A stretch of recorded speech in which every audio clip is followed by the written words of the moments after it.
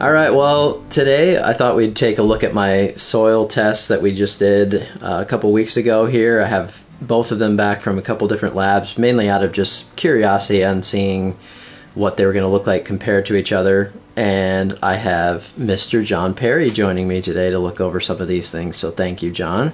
Oh, I'm just happy to be here, buddy. So when you get a soil test back, let's just kind of start with where you would, there's a lot of information on there. There's a lot of stuff on graphs and all that. So it might be a little bit overwhelming. Where would you start to just kind of digest that information? Okay.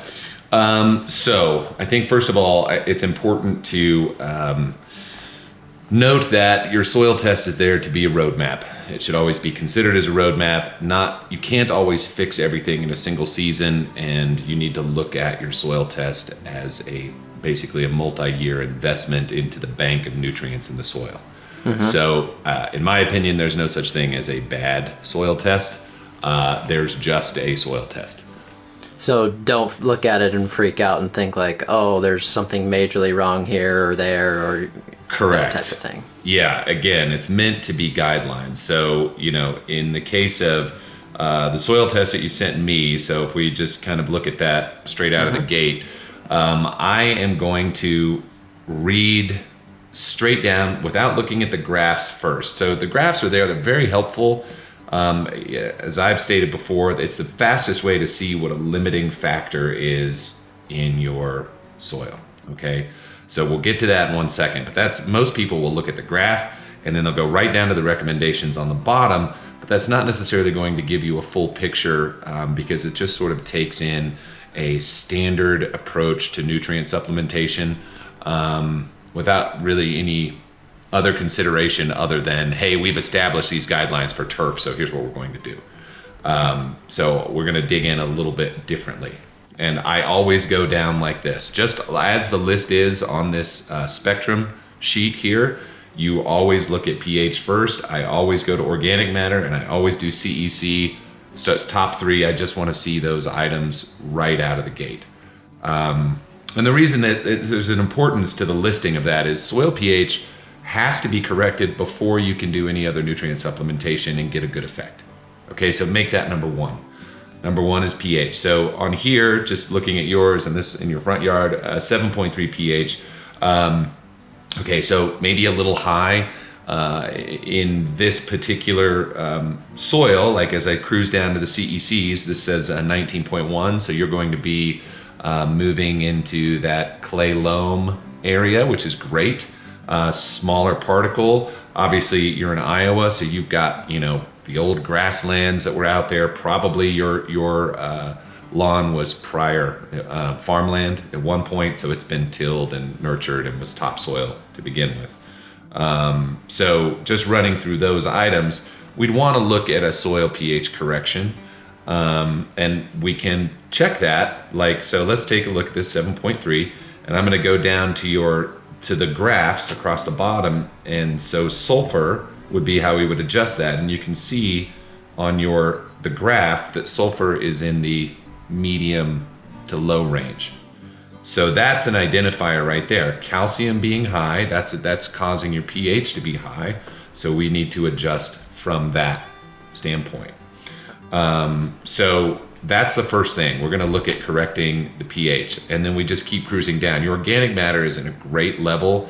The buffering capacity of your soil based on a 3.2% is fantastic. What you can throw at it, the soil is going to use very well. It's going to store very well, and it's going to hold water in a good way without being too saturated.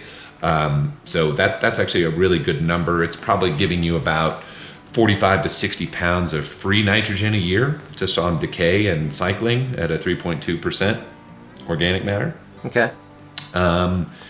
And then we would get into the base saturations, and that's where it starts to get a little bit different as far as when I'm looking at things compared to, with these recommendations that you have here. So green bar on the right, where you've got sort of the optimum ranges that are recommended based on your soil type. So that bar can actually change depending on the soil type and the area of the country you're in. You'll see these numbers fluctuate. So if they have a recommendation of phos of 40 to 70, parts per million on here, that might look different in another area just because of the soil type. So that's something to pay attention to. But anyway, the base saturation area where that's talking about potassium, magnesium, calcium, salt are what they are reading in that area to give you a total soil solution number. Your K saturation is in a good line there between 2 and 4%. That's great. Magnesium also in a good zone there. At 18.6 is 10 to 20. Calcium again is high. So we can equate that back down to the bars on the bottom. We see that calcium is high and we see that sulfur is low. So we know that we're going to utilize sulfur to bring that calcium level down, sort of use it a little bit because that's also affecting your pH. Then it sort of gets into general recommendations. Now, when you sent me this and looked it over, when I first looked it over, I ran through just to see what was showing up as far as available nutrients in the soil. Your phosphorus is high. Now, typically I see that on lawns that have been using either starter fertilizer a lot or a biosolid. Because biosolids, if you put out full rates, you're getting a significant amount of phosphorus. Do either of those apply to you? Yeah, so with the renovations that I've done over the last few years, that's pretty typical. I would have probably had starter on there, and we're also using a lot of milorganite in the past, so that's kind of exactly where I think that comes from. Yeah, so you've got a lot. You've got a lot in the soil, and you will not need to apply any phosphorus. So you can just take that out. We're going to go ahead and remove that from your program. If we're moving across, now we'll go into potassium. Potassium's actually in pretty good shape, but that's one that you can lose out on. So you want to make sure that you are getting enough K out throughout the season. It's not going to require much in order to maintain healthy turf. You'll really only need to put out maybe a pound, 1,000 throughout the year of potassium. Okay. Just in the level where you are right now, and it'll be fine. And that's something you can look at later on to see if you need to bump that up to another corrective level. Again, magnesium and calcium are a little bit high. We're going to buffer that down with sulfur because we're going to get the pH down, and then we'll start to see those other numbers move a little bit. So we're just kind of working across the board. Sulfur, you're probably going to need about, I'd say a minimum 5 pounds would be good for the year, and you could split that up. It takes a long time for that to break down. So, you're not really going to be seeing pH major changes on that for like 60 to 90 days. It's going to take a while. Okay. But you can put safely on turf, especially in the springtime, you could put up to 5 pounds in one shot. That's about as much as you could put out at once per 1,000. And we're talking about elemental sulfur? Yes, elemental sulfur. Yeah. You have questions about that? So is there any, that's pretty much just a standard thing, like you can just go get somewhere, right? Yeah, it's pretty common. Most garden stores, small lawn and garden centers carry it. And in ag land where you are, there's probably loads of it around. I think you could probably find it pretty simply. Okay. And in terms of, with this being a little bit different for me too, with it being a low cut turf and I'm taking care of it slightly different than maybe a normal lawn, how would that play into things maybe with what I'm doing, especially is K probably still going to be pretty important in that part? It is, yes. Okay, so when you start going into short mows, treating a lawn more like a golf green or even a fairway, you need to consider less nutrient more often is always going to be your friend. But as far as stress goes, potassium and sulfur are going to be key to make sure that you have those in your program regularly so that you're eliminating stress. And I would recommend, if you can do it, potassium sulfate is great, or SOP. That's a water soluble potash. You may be able to find that for $35 a bag or something at a turf supply place. That would be really good for you. Okay. And that's a simple 0.0050. It's easy to calculate out how many pounds you're going to put out. But you could run that on, say, 1/8 of a pound or even as much as 1/4 of a pound a month. if you're going to be keeping it super low, and that'll really help with your summertime disease resistance and turf recovery overall. Yeah. And then as far as nitrogen goes in that situation, how much are you thinking per month would probably be pretty good? So if you're going to go monthly, you probably will run. Now, I would recommend, based on your soil report, you probably run something like ammonium sulfate. Would be really good because of the additional sulfur. It's going to help. You could run between, if you're going to go every month, a third pound, 3/8 of a pound per month. Okay. Would actually be pretty nice. You could go as much as a half pound, but I don't know if you'll need to go that high. That's going to end up giving you, well, I mean, you get 3 pounds. If you do it 6 times, how long's your season? 8 months? Probably about 8, yeah. Yeah. I would start out running it with a half pound first and second month. Get a half pound out, and then maybe start to readjust that as time goes on, because you don't really want to be pushing a whole lot of growth. You want to keep it moving along pretty low. So, minors are going to be more important, and just keep your in level on the lower side of things. Okay.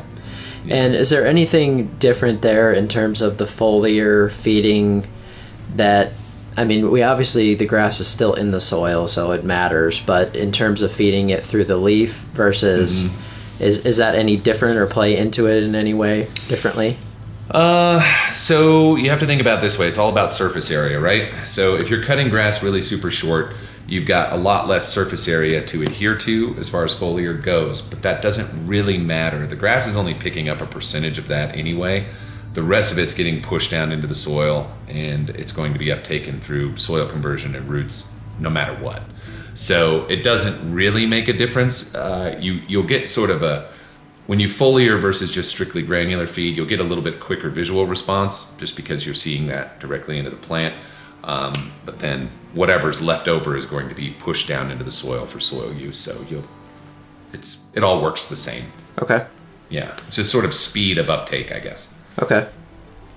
So then I know we talked a little at Lawncology kind of about also the recommendations down below. If sometimes that seems to be a very general thing, so maybe you, for people looking at that part, they kind of want to just kind of know that that's sometimes just more of a general look at things. Yes. Now, it is. In a lot of cases, the recommendations are based off of just the sort of land-grant university recommendations. So what you're going to see in general on a soil report is 4 pounds of nitrogen recommended annually, 1 to 2 pounds of phos, and 1 to 2 pounds of potassium. That's pretty general. And some labs, if they see something that's got they do a nitrate test, they do all this stuff, you'll see an adjustment on the nitrogen levels, that those nitrogen recommendations might be lower. So that can happen. You'll see the phosphorus and potassium change a little bit if there's a major discrepancy. But you'll also see, in general, there's a recommendation for a fertilizer, whether it's a triple 15 or whatever that might be, and it'll just say apply 5.5 pounds of this per 1,000. 4 times a year. And that doesn't really get you into anything else. It's just sort of measuring your big 3 NPK. So that's all well and good, but if you don't do the adjustments with the other minors or any other limiting piece on there, you're never going to get the full value of that material to give you an epic lawn. You're just sort of giving it a keeping alive look if you just follow those basic recommendations. Yep. Okay. Yeah.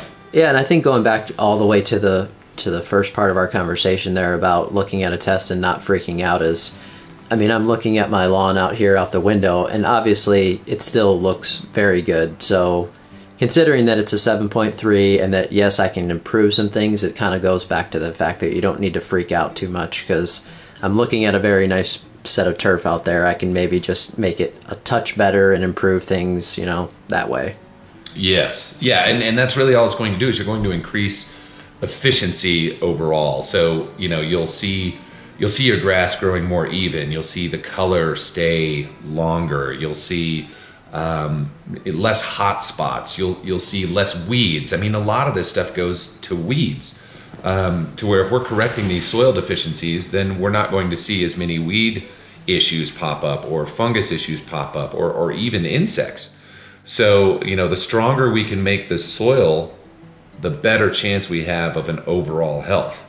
So that's why you want to look at it. It's not just about making the grass green, because you can make grass green with just nitrogen.